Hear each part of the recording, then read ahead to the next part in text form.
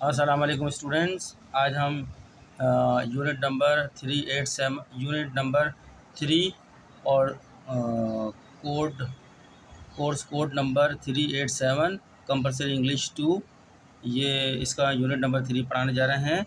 और ये आपको नज़र आ रहा है giving instruction to do things, चीज़ों को करने की हिदायत देना। ठीक है, how to change flat tyre, एक सीधा टायर को किस तरह तब्दील किया जाता है वगैरह, ये आपको नज़र आ रहा होगा। पेज नंबर 47 पर है ये आपका यूनिट 3 किताब का। आगे बताया कि इसमें क्या क्या चीज़ें हैं। एक तो सेक्शन ए के अंदर बताया है giving instruction to do thing, इसमें पूरा बताया है किसी चीज़ को जो है करने के लिए इंस्ट्रक्शन दी जाती है। और ख़ासकर इसमें एक टायर चेंज करने पर ज़्यादा डायलॉग बनाए गए हैं। एक जिस किसी शख्स को टायर नहीं आती, एक शख्स की गाइड करता है बताने के लिए, तो टायर बदल लेता है वो, तो उसके ऊपर ज़्यादातर है ये। फ़िलहाल मैं इसको छोड़ रहा हूँ। ये सेक्शन बी रीडिंग, ये मुझे ज़्यादा इंपॉर्टेंट लग रहा है। इसमें स्टेटेड एंड इम्प्लाइड मीनिंग्स इनके सेंटेंस एग्ज़ाम में आए हुए हैं। किसी स्टूडेंट ने मुझे क्वेश्चन भेजा है, तो मैं अभी उसको वो भी सॉल्व करूँगा। स्टेटेड एंड इम्प्लाइड मीनिंग्स मैं चाह रहा हूँ कि पहले ये पढ़ा दूँ, फिर उसके बाद सवाल हल कर दूँ, ताकि आपका कॉन्सेप्ट भी बन जाए। इसके बाद सी सेक्शन में राइटिंग इनफॉर्मल लेटर, आप इनफॉर्मल लेटर जो लिखते हैं अपने दोस्तों को, रिश्तेदारों को, इनफॉर्मल लेटर वो कैसे लिखे जाते हैं उससे मुताल्लिक है। फ़िलहाल मैं अभी ये नहीं कर रहा।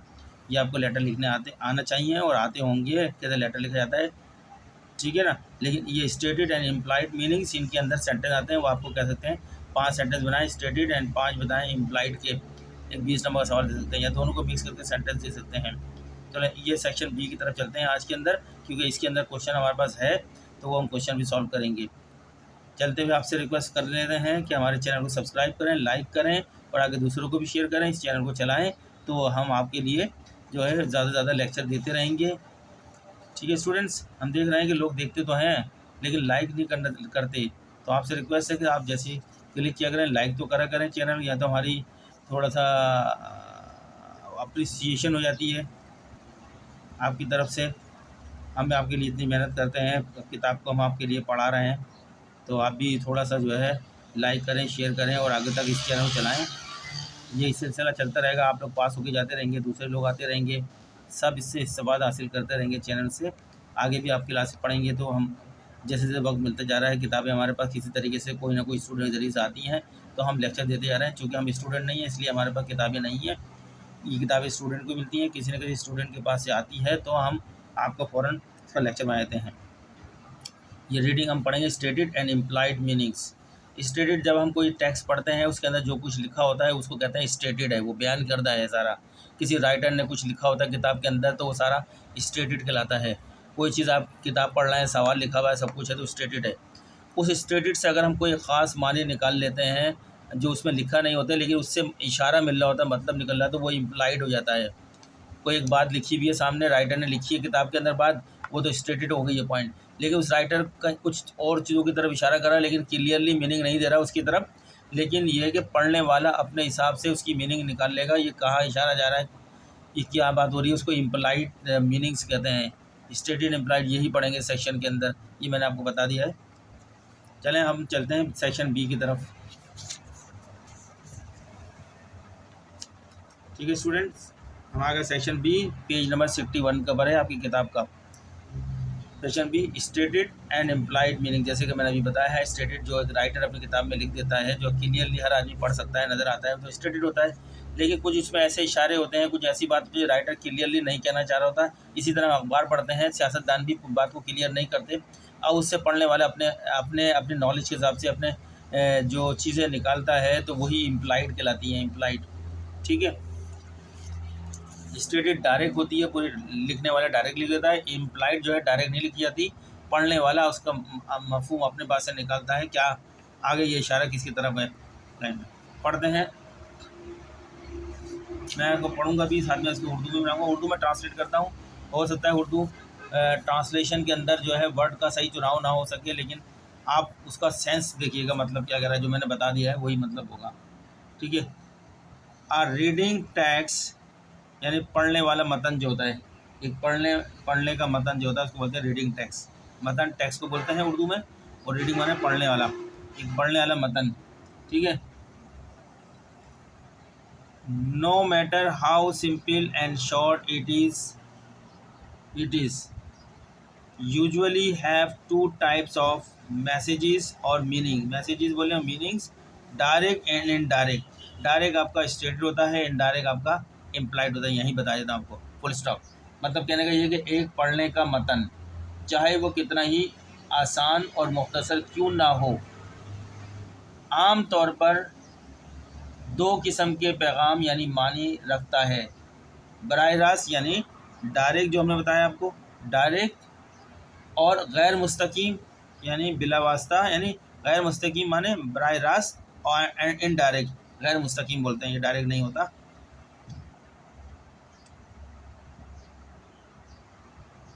गैर मुस्तकीम बराह रास्त पैगाम मानी, अच्छा, मानी वादा तौर पर वाज़ा कर देता है। ठीक है, इस तरह इसकी मैंने उर्दू करी है। आगे बढ़ते हैं। डायरेक्ट मैसेज जो स्टेटेड होता है, डायरेक्ट मैसेज यानी मीनिंग इज़ क्वाइट क्लियर। इसकी मीनिंग बिल्कुल क्लियर होती है। जो डायरेक्ट एक मुसर्रिफ अपनी किताब में कुछ लिख देता है तो क्लियरली लिखा होता है।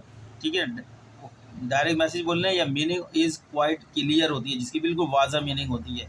Because it is clearly stated, क्योंकि ये वाज़ा तौर पर बयान करता है थ्रू वर्ड्स, अपने अल्फाजों के ज़रिए से, इसलिए इसको स्टेटेड मीनिंग बोलते हैं, क्योंकि ये वाज़ा तौर पर अल्फाज के ज़रिए बयान किया जाता है। यहाँ तक बात हो गई है। This is known as stated meaning of the text. ठीक है, इसे मतन का बयान करदा मानी कहा जाता है। इनडायरेक्ट, अब इम्प्लाइड की तरफ आ रहे हैं हम। इनडायरेक्ट में, indirect message on the other hand, दूसरी सूरत में इनडायरेक्ट मैसेज जो होता है इज़ नॉट ऑब्वियस, क्लियर नहीं होता है, और क्लियर इन वाज़ा और क्लियर नहीं होता है। एंड इज़ इन बिटवीन होता है ये दी लाइन, जो लाइनें स्टेटेड की गई होती हैं, जो लिखी गई होती हैं, उनके दरमियान में कोई एक पैगाम निकल रहा होता है, वही इम्प्लाइड होता है। ठीक है, वन हैज़ टू गैस और इन्फर द मीनिंग। कोई शख्स उससे, जो पढ़ता है उसको, उससे गैस कर सकता है, अंदाज़ा लगा सकता है, या उससे मीनिंग, इन्फर माने नतीजा निकाल सकता है, न अपने इन्फर मीनिंग निकाल सकता है, कर सकता है, using one's own previous knowledge, अपनी पिछली नॉलेज को यूज़ करते हुए, अबाउट द इशू, जो इशू के बारे में है। ठीक है यार। दूसरी तरफ गैर मुस्तकीम पैगाम वाज़ा या वाज़ा नहीं है और लाइनों के दरमियान होता है, किसी को अपने मौजू के बारे में अपने पिछले इल्म का इस्तेमाल करते हुए मानी का अंदाज़ा लगाना या इस्तंबात करना पड़ता है। इस्तंबात मुश्किल अल्फाज है, आप लगा लें, अंदाज़ा लगाना या खुद से उसके बारे में राय कायम करना होता है, ये कह सकते हैं। ठीक है, दिस इज़ कॉल्ड इनडायरेक्ट और इम्प्लाइड मीनिंग। इसे कहते हैं इनडायरेक्ट या इम्प्लाइड मीनिंग। अब पता चल गया आपको मीनिंग, इम्प्लाइड मीनिंग के बारे में ऑफ द टेक्स्ट की। रीडिंग आइटम्स लाइक जॉक्स, जैसे हम आइटम कोई पढ़ रहे होते हैं किताब में लिखे हुए, तो जॉक्स लिखे होते हैं। ठीक है, लतीफ़े जिसको बोलते हैं, रिडल्स पहेलियाँ होती हैं, इडियम मुहावरे होते हैं, पोएट्री शायरी होती है, etcetera are good example of stated. ये सब तो लिखी गई हैं, जो चीज़ लिखी मौजूद है, पढ़ रहे हैं, वो तो स्टेटेड है, इनको स्टेटेड कहेंगे। And implied meanings, implied meaning, इससे हम जो अपनी राय कायम करते हैं इनको पढ़ के, तो वो हमारी इम्प्लाइड मीनिंग्स होती हैं। Any one who reads this can draw a different message meaning. कोई भी शख्स इनको पढ़कर स्टेटेड को इम्प्लाइड में मुख्तलिफ मीनिंग मैसेजेस ले सकता है या मीनिंग निकाल सकता है। हर आदमी की अपनी अपनी इल्म होता है, अपनी नॉलेज होती है, अपने इल्म और नॉलेज के हिसाब से वो राय कायम कर लेता है। जब भी हम कोई अखबार पढ़ते हैं, खबर पढ़ते हैं, खबर जो पढ़ रहे होते हैं वो तो स्टेटेड होती है, लेकिन उस खबर से हम बात कर रहे होते हैं, ये बात हो रही है, इसकी तरफ इशारा है, ये है, तो वो इम्प्लाइड है।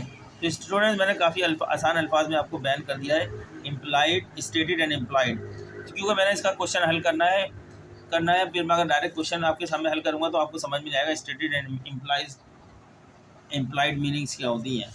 इसलिए आपके ये जो है ना, ये यूनिट नंबर 3 का सेक्शन बी जो है, इस इम्तहान में सवाल आ सकता है इसके ऊपर सेंटेंस बनाने के लिए। लिहाजा आप इस चैप्टर को पढ़ें अच्छी तरीके से, जो मैं बता रहा हूँ वो भी समझें। मैंने मफ़हूम क्लियर कर दिया, आपको वाज़ा कर दिया है।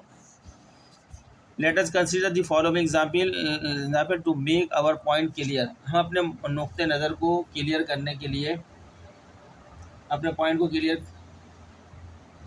करने के लिए कुछ एग्जाम्पलें भी आपके सामने पेश करते हैं। ये बता रहे हैं, एग्जाम्पल दिए उन्होंने। Today Sania was wearing a light pink sari. ठीक है, आज सानिया हल्के गुलाबी रंग की साड़ी पहने हुए थी। And was looking very good, और बहुत अच्छी लग रही थी। Full stop.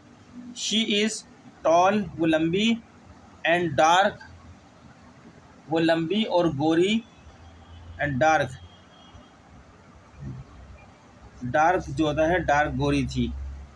गोरा कहते हैं कलर इसको, डार्क की उर्दू आप देख लें, आप जो बना सकते हैं। डार्क, ब्लैक तो नहीं बोला जो मैं काली बोलूँ इसको, इसलिए अगर ब्लैक काली के लिए ब्लैक होता है। डार्क थी, डार्क लग रही थी, इसका मतलब है वो गोरे कलर था उसका। अच्छा, आगे चलते हैं। एग्जाम्पल का आगे क्या होता है, स्टेटेड मीनिंग, यानी जो टेक्स्ट में लिखी गई है वर्डों के अंदर, उसको स्टेटेड मीनिंग बोलते हैं। जो पढ़ने वाले को सामने नजर आ रही है, जैसे अभी हमने पढ़ा है, तो ये क्लियरली स्टेटेड मीनिंग थी। हमने इसको पढ़ा था एग्जाम्पल को। Is quite clear in this lines, stated meaning इस लाइन में बिल्कुल क्लियर है। दैट इज़ के सानिया इज़ टॉल, वो एक लंबी है, एंड डार्क और गोरी है, and that she was looking very good, और वो बहुत खूबसूरत लग रही है, इन लाइट पिंक साड़ी, और लाइट जो है गुलाबी कलर की जो साड़ी है उसके अंदर, गुलाबी साड़ी पहने हुए उसके अंदर अच्छी लग रही है। ये जो हमको ये एग्जाम्पल के अंदर बताएगी, ये स्टेटेड मीनिंग है क्लियरली पढ़ने वाले को। अब इससे अगर आप कोई और मीनिंग निकालते हो, पढ़ने वाले हर आदमी अपनी अपनी, तो वो इम्प्लाइड मीनिंग बन जाएगी, यानी इनडायरेक्ट हो जाएगी। अभी ये डायरेक्ट है, राइटर ने डायरेक्ट बात कही है, और पढ़ने वाला रीडर जो उससे बात निकालेगा वो इम्प्लाइड हो जाएगी। Implied meaning is that, implied meaning क्या है आगे बता रहे हैं आपको। पिक कलर सूट सानिया,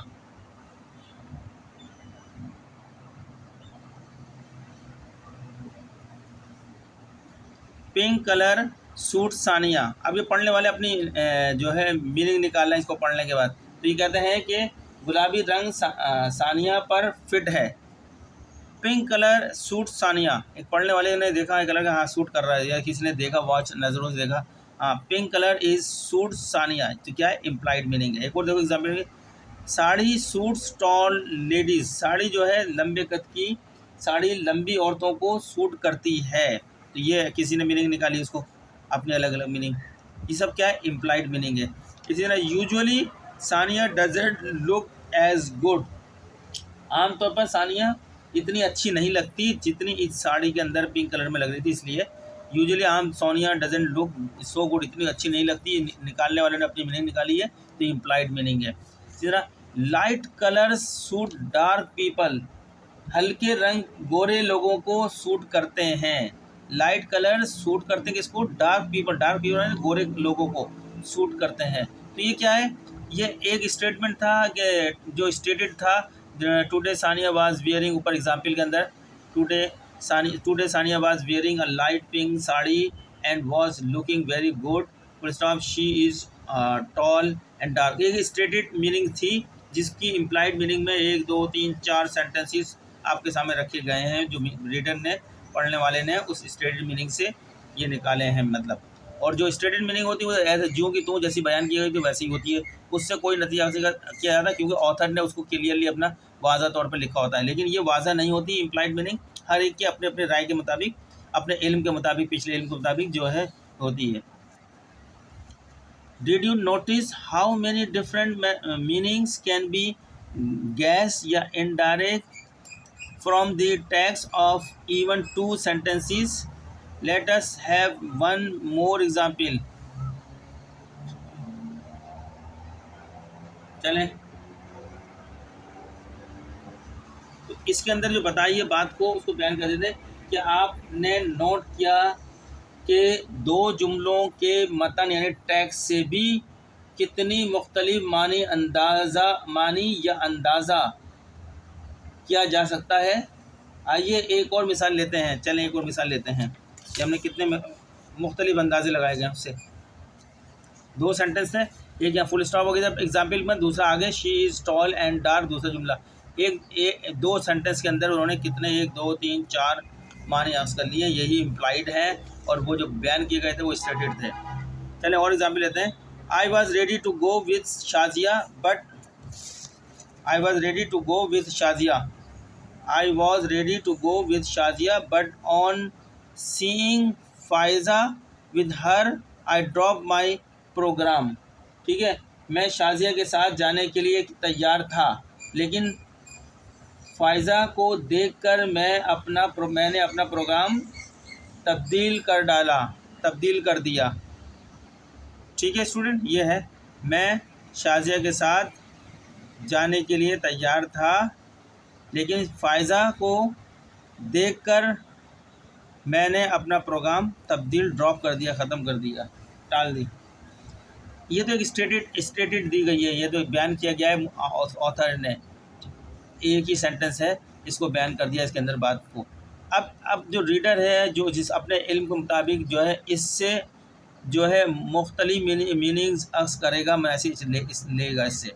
ठीक है, वही इम्प्लाइड होगा जो अब नीचे हम मिसालें दें। I was ready to go, ये stated, I was ready to go इसे स्टेटेड है। ठीक है ना।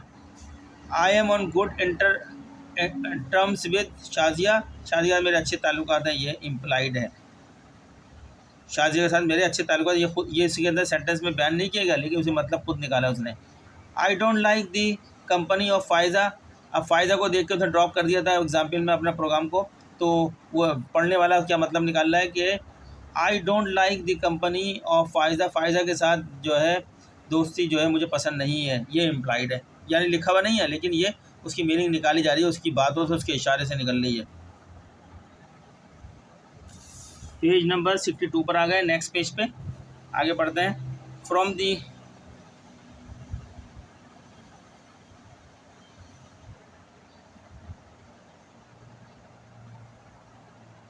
आगे पढ़ते हैं।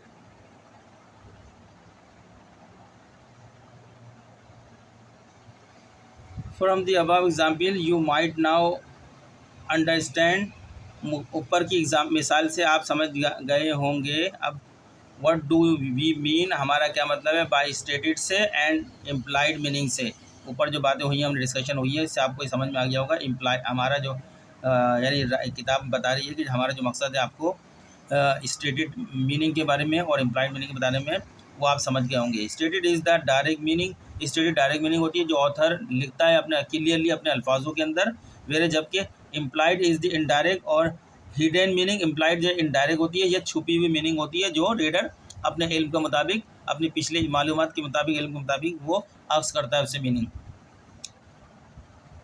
Writers usually use this technique, writer हमेशा ये टेक्निक इस्तेमाल करते हैं, अक्सर अमूमन इस्तेमाल करते हैं। व्हेन दे हैव टू से, जब उन्होंने कहना होता है, many things in few lines, कुछ बहुत सी चीज़ों को चंद लाइनों में कहना होता है, तब वो ऐसी टेक्निक इस्तेमाल करते हैं। या when they do not want to give a clear point of view, लेकिन जब वो राइटर जो है पूरा क्लियर नुक्ता नज़र बयान नहीं करना चाहता, लेकिन दबी बातों के अंदर वो बयान कर देता है, तो जो लिखी जाती है वो तो स्टेटेड होती है, और जो पढ़ने वाला उससे नतीजा करता है तो वो इम्प्लाइड हो जाती है।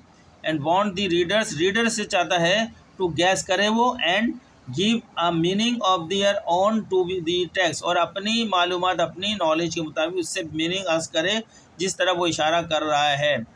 ठीक है, सिर्फ वो मीनिंग अर्ज जो करवाना चाह रहा है रीडर से निकाले, वो खुद नहीं लिखना चाह रहा, लेकिन इशारों के अंदर लिख रहा है बात को, तो जो रीडर इसका मीनिंग अर्ज कर रहा है वही इम्प्लाइड है, और जो वो क्लियरली लिख रहा है वो स्टेटेड है, बयान करता है। ठीक है। पॉलिटिशियंस आर ऑल्सो और are known for using this kind of a language because they do not want to be clear in whatever they say. Political जो सियासतदान भी हमारे जो है क्लियर बात नहीं करते, सियासतदानों को इस किस्म की ज़बान इस्तेमाल करने के लिए जो है जाना जाता है कि अक्सर सियासतदान क्लियर बात नहीं करते, इसी तरह की बात करते हैं। जो बात कर देते हैं वो तो स्टेटेड होती है, जो सुनने वाला उससे मतलब अक्स करता है वही इम्प्लाइड होती है। क्योंकि वो जो सियासतदान के ऊपर बात हो रही है, क्योंकि वो जो कुछ भी कहते हैं इसमें वाज़ा नहीं होता है, वो अक्सर एक चीज़ कहते हैं और दूसरा मतलब रखते हैं। ठीक है, यानी एक बात कह देते हैं सियासतदान, आपके सामने, पब्लिक के सामने वो जो उन्होंने कह दी बात, वो तो स्टेटेड मीनिंग हो गई है, लेकिन उससे मीनिंग कुछ और छुपी भी बाहर आ रही होती है, जो एक रीडर या सुनने वाला निकालना होता है, वही इम्प्लाइड मीनिंग होती है। ये बहुत क्लियर अल्फाजों में मैंने आपको समझा दिया है। ठीक है स्टूडेंट्स, अब चलते हैं आगे। Activity number 11। Activity number 11, read the following sentences. दर्ज झेल जुमलों को आप केयरफुल्ली, एहतियात से पढ़ें। एंड ट्राई टू इन्फर माने नतीजा आक्स करना, और कोशिश करें नतीजा आक्स करने की, अंदाज़ा लगाने की, गैस करने की। दी इम्प्लाइड मीनिंग, उनसे इम्प्लाइड मीनिंग्स निकालने की कोशिश करें इन दिस सेंटेंसेस, जो नीचे सेंटेंस दिए रहे हैं। 2 choices are given in each case, हर केस में 2 चॉइसेस दी जा रही हैं। Choose and tick the one you think is right, choose इंतखाब करें और उसको टिक कर दें जिसको आप बेहतर समझते हैं, आप सही समझते हैं। मैं पहले पढ़ के बता देता हूँ, फिर आप इसका अंदाज़ा खुद करिएगा इसको। Today I reach the office in time. अब ये यूजुअली आई एम लेट। दूसरी है today I came by car.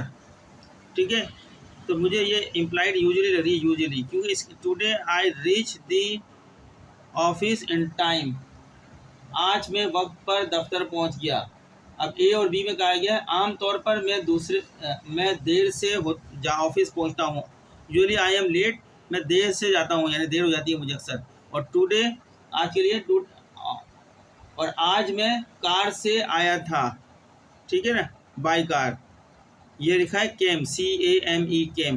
Today I came by car, और आज मैं कार से आया था, इसलिए आया था तो मैं जल्दी पहुंच गया हूँ।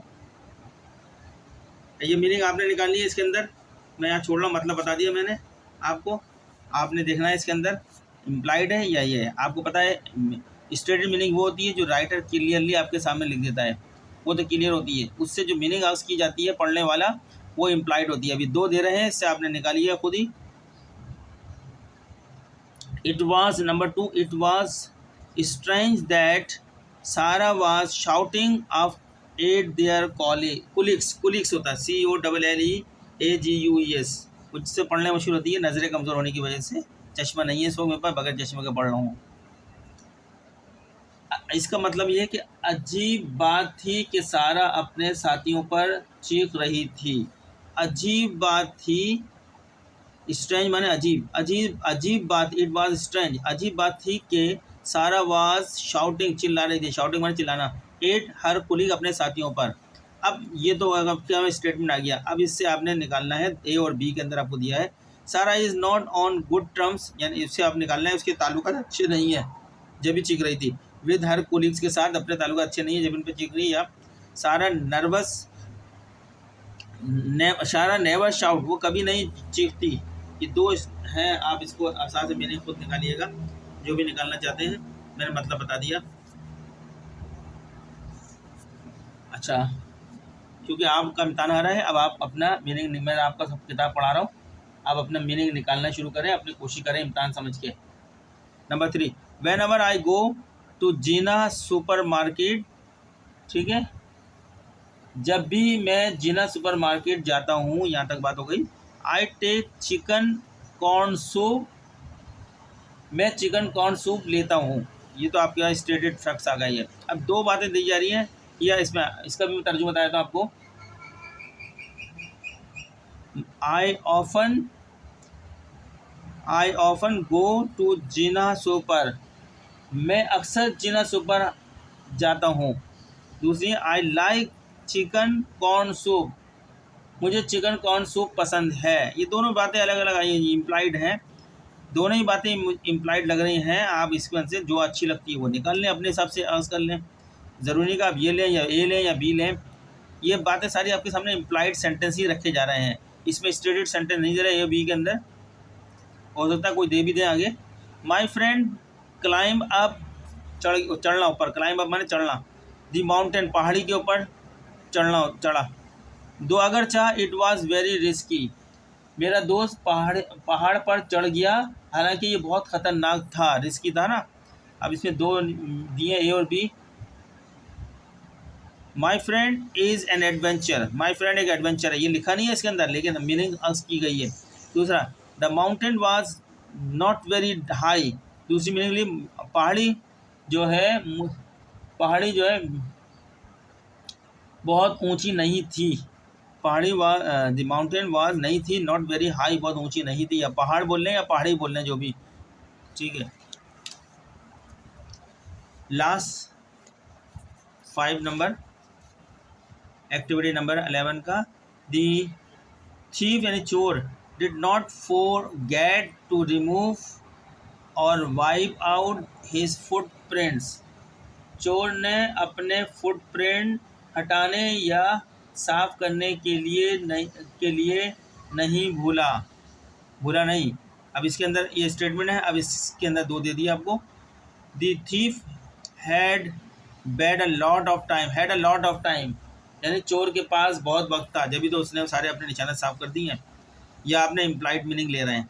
The thief was very cautious, जो है चोर बहुत मोहतात था, ये दोनों इम्प्लाइड मीनिंग है, जो आपको अच्छी लगे वो लिख दीजिएगा, ठीक है students.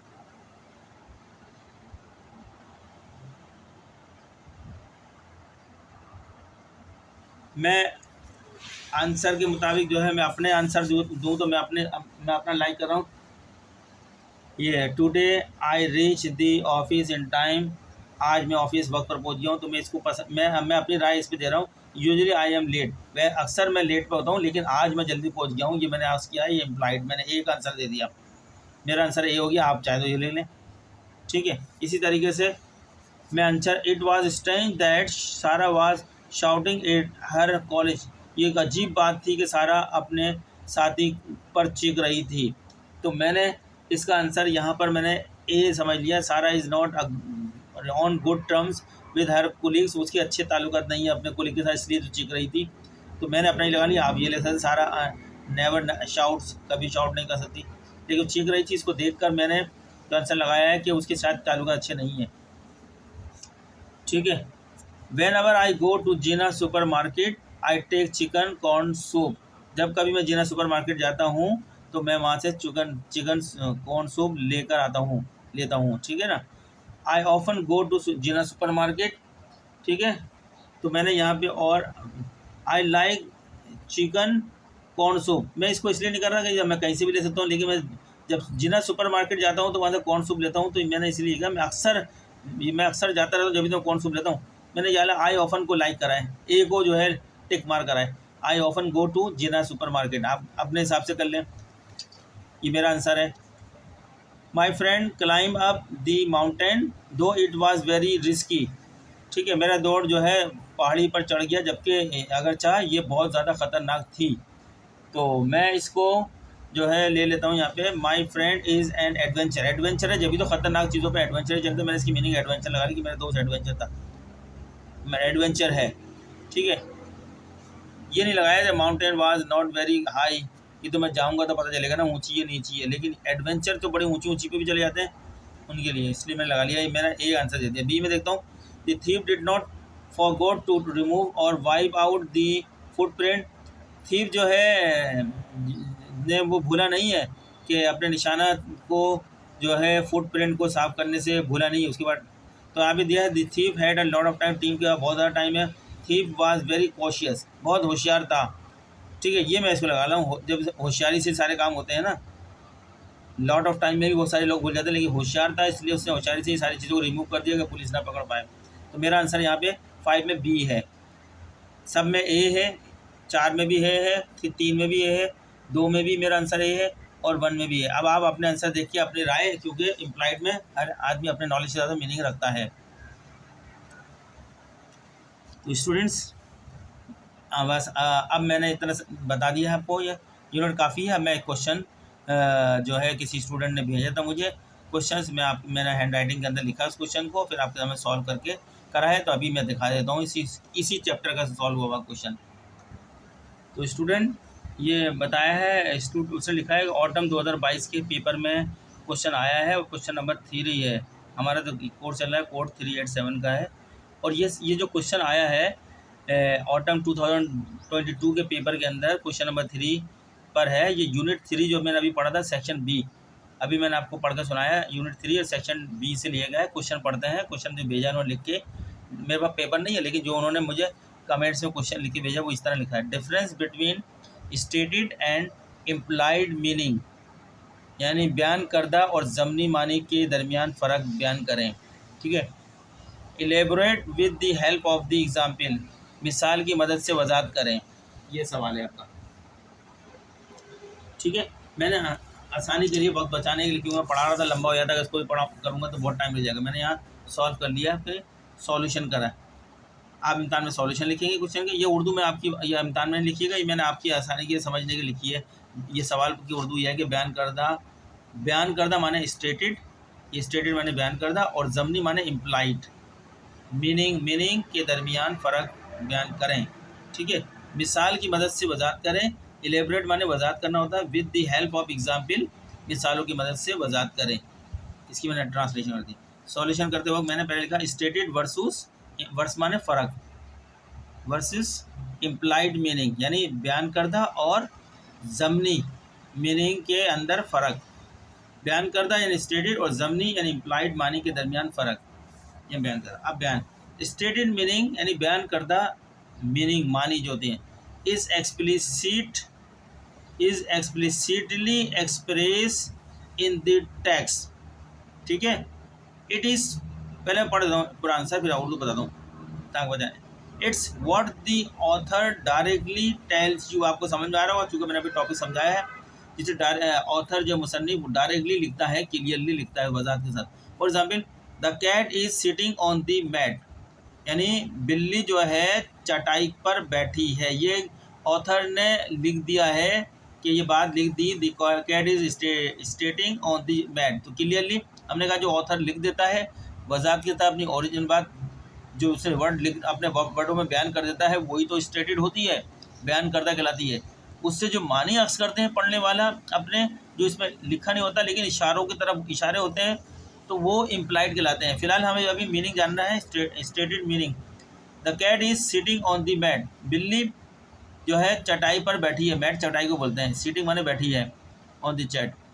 Stated the cats location, क्योंकि बिल्ली की लोकेशन बताई है कि कहाँ पर बिल्ली है, चटाई पर है वो, ये स्टेटेड है।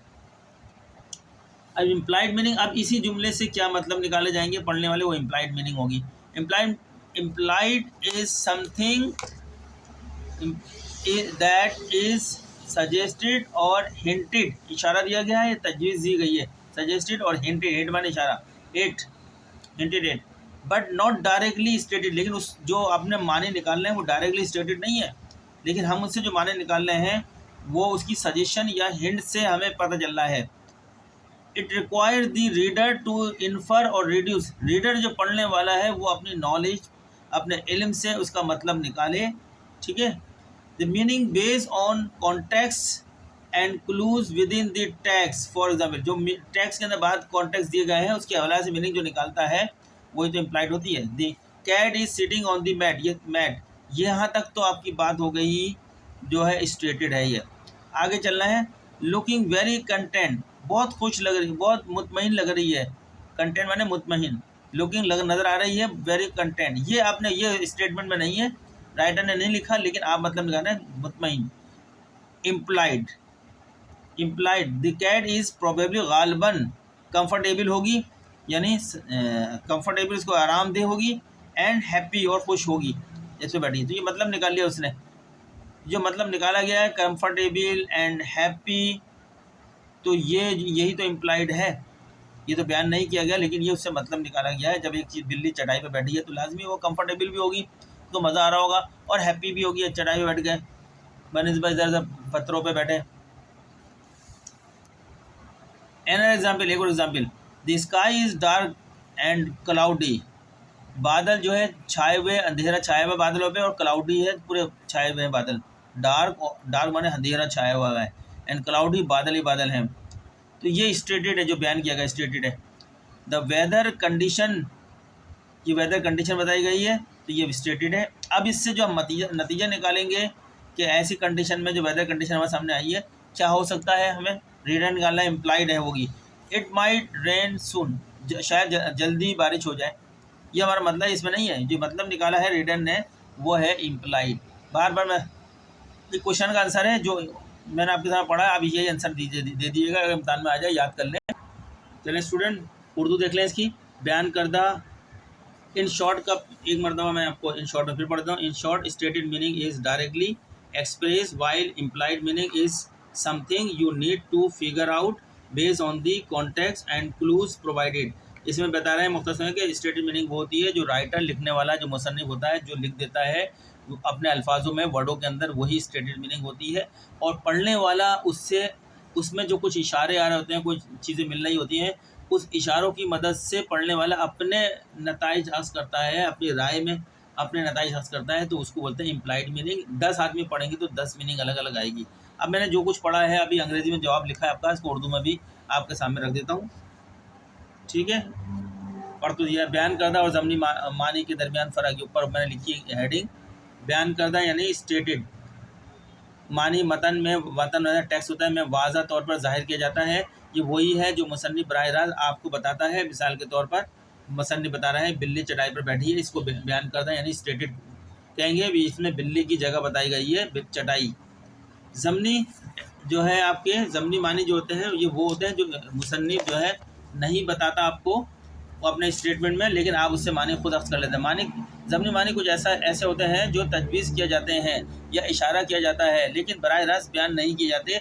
इसके लिए कारीन को यानी रीडर को मतन में मौजूद इशारों की बुनियाद पर मानी लेना ज़रूरी है। मिसाल के तौर पर बिल्ली चटाई पर बैठी है, ये राइटर ने लिख दिया बिल्ली चटाई बैठी है, तो ये स्टेटेड है, उसने स्टेट किया है, ये बयान किए हैं। बहुत खुश नज़र आती है, बहुत खुश नज़र आती है, तो ये आपके इम्प्लाइड हैं।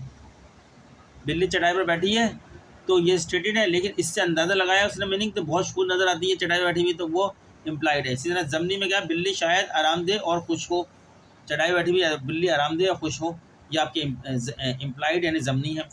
यहाँ एक और मिसाल है, ये पिछला वाला जो इंग्लिश लिखी है उसकी ट्रांसलेशन है। आसमान अंधेरे और बादलों से भरा हुआ है। बयान करता है इसका स्टेटेड क्या है, मौसम की हालत बयान की गई है, ठीक है। अब इससे जो पढ़ने वाला अंदाज़ा लगा रहा है उसको बोलेंगे आप इम्प्लाइड यानी जल्द बारिश हो सकती है। ये लिखा नहीं है उसने, सिर्फ उसने मौसम की हालत बताया है, लेकिन जल्द बारिश हो सकती है हमने अंदाज़ा लगाया है, इसको इम्प्लाइड कहते हैं। इम्प्लाइड मीनिंग निकालिए।